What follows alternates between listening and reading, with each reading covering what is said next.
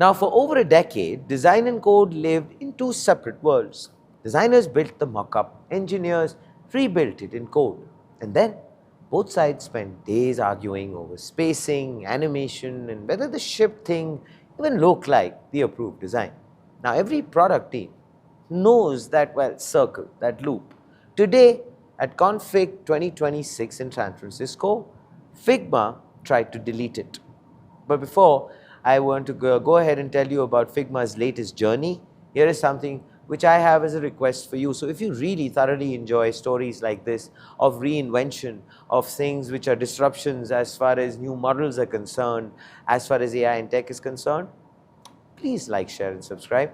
It thoroughly encourages us here at Front Page. Thank you so much. And now, of course, for the rest of the Figma story. Figma has unveiled its biggest update yet, code layers, the ability to bring real executable code directly onto the design canvas. And honestly, it didn't stop there. Native motion, AI shaders, custom AI agents, prompt build plugins, all shipped at once. The design file is no longer a picture of the product. It's actually becoming the product. But the real story isn't so much about the feature list. It's the philosophy that is motivating it. CEO Dylan Field put it across like this: code is not the opposite of design, code is material for design, end quote. Now, for quite some time, the industry focused and forced a choice of sorts: design versus code. Figma has declared that debate, it seems, to be on its way out. And if that plays out, every handoff, mock-up, and every throw it over the wall moment disappears. Now, let me try to go ahead and elaborate on this. With code layers, teams can now clone entire repositories onto the canvas, convert any design component onto editable code-backed layers, modify that code through AI chat or a built-in composer.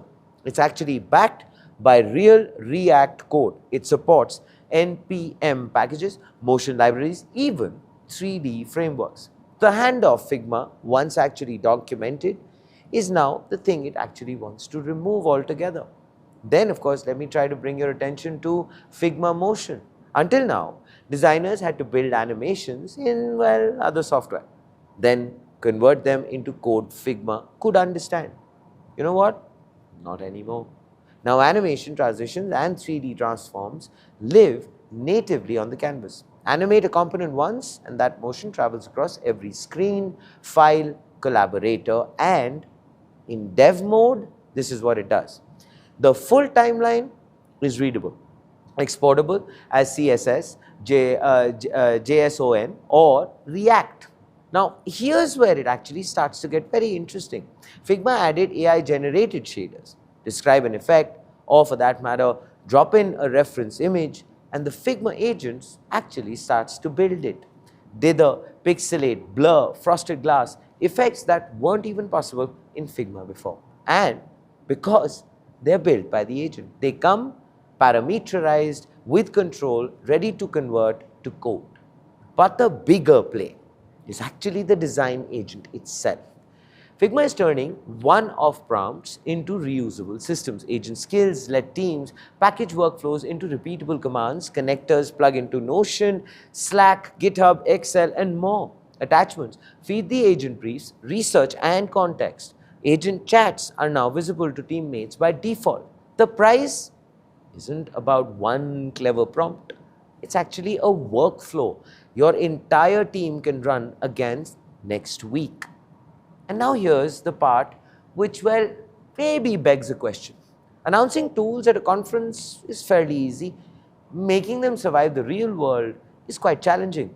Code synced from a canvas still has to pass code review. A generated animation still has to perform in the actual app. A custom agent skill is only useful if teams actually trust it. Figma hasn't erased those problems. What's done is that it has drawn a line around where it thinks software is going and bet that the company on getting there. Now, of course, for the macro view. The pressure on Figma is, well, everywhere. Canva launched its own AI foundation model. Adobe's Firefly is deep in enterprise. Google unveiled an AI design tool inside Workspace. And vibe coding IDEs like Cursor skip design entirely. Figma's answer? Don't get replaced by code, absorb it. And here, of course, is the front page take. Well, this is Figma's real bet of sorts, that the old wall between design tools and development tools has become too expensive for any team that needs to ship fast. So, it's collapsing them into one canvas, where design is a process and code is just another material.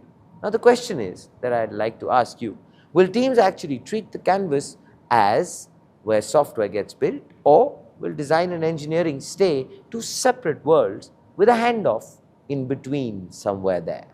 Please do let us know. What are your thoughts in the comments below? This, ladies and gentlemen, is Front Page by the IIM Network. Like, share, subscribe. Always remember, think AI, think AIM.